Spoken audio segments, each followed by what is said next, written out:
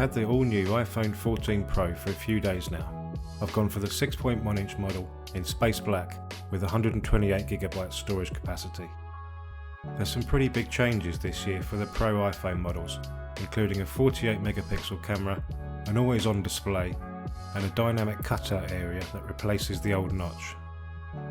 In this video we're going to check out all the new features, as well as look at the best new cases and screen protectors for the iPhone 14 Pro.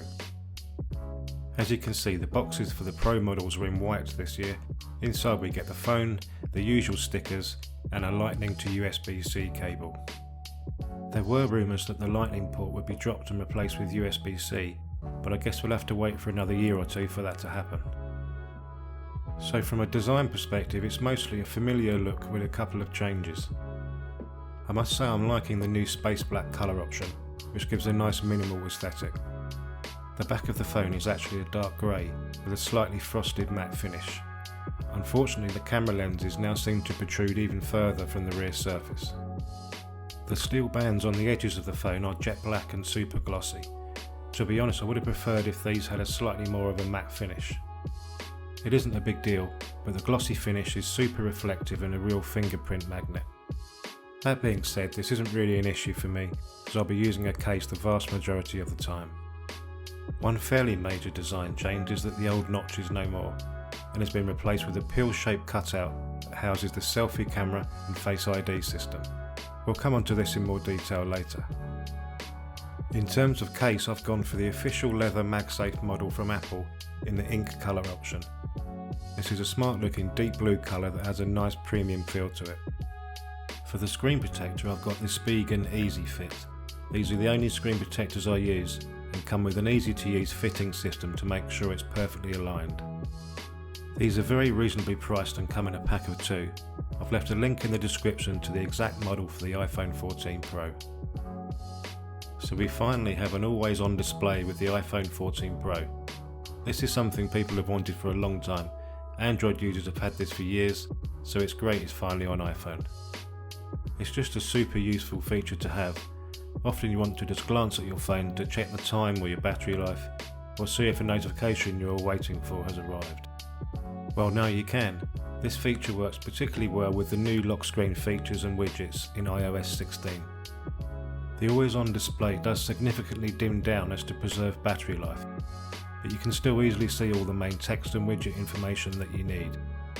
If you put your phone face down or in your pocket, then the display will automatically turn off.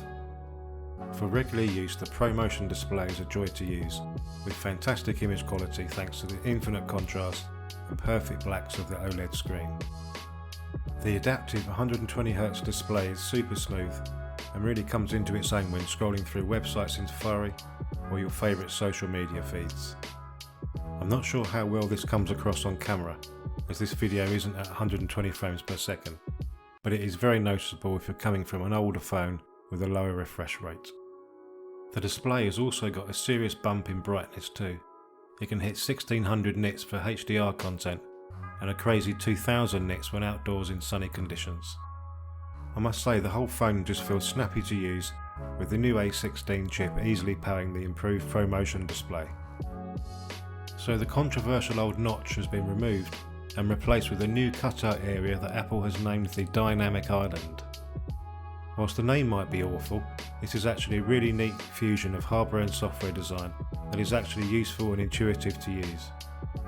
Depending on which app you're using in the background, the pill-shaped cutout provides relevant contextual information which you can tap to expand to offer more widget-style interactivity.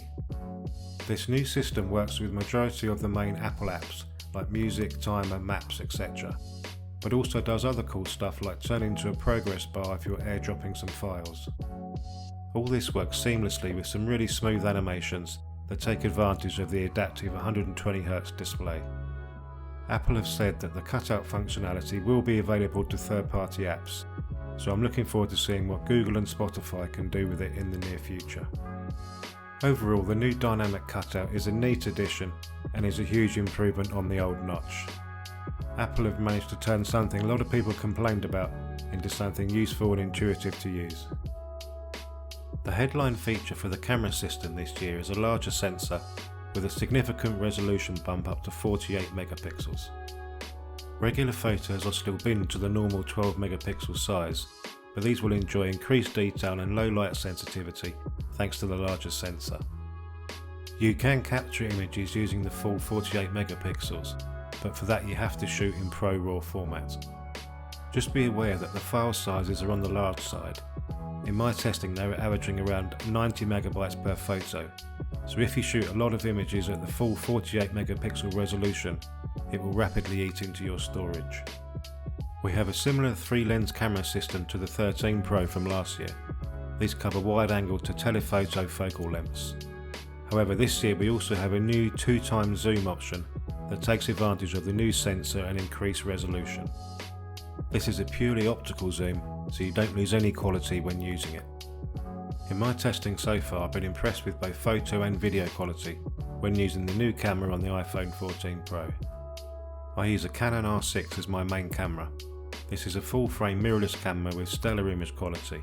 The iPhone can't quite match this, particularly in lower lights, but considering the smaller sensor size, it really does stack up very well indeed.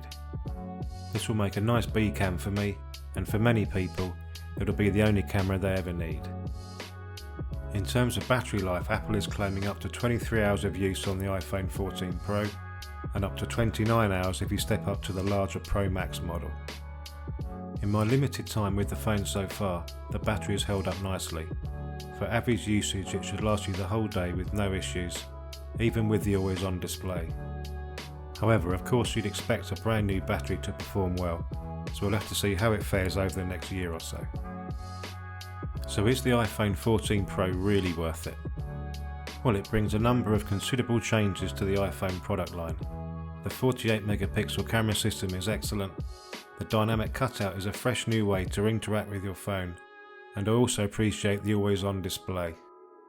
I'm upgrading from a 4-year-old iPhone XR, so it's been a fairly significant and worthwhile upgrade for me. If you have a 13 Pro from last year, I'm not sure it'd be worth upgrading, but if your current phone is a few years old and you're in the market for a new one, then I'd recommend checking out the iPhone 14 Pro. That's a wrap for this video. I've been Tom Hyphen. Like and subscribe for more. You can also find me on Instagram and Twitter. Thanks for watching.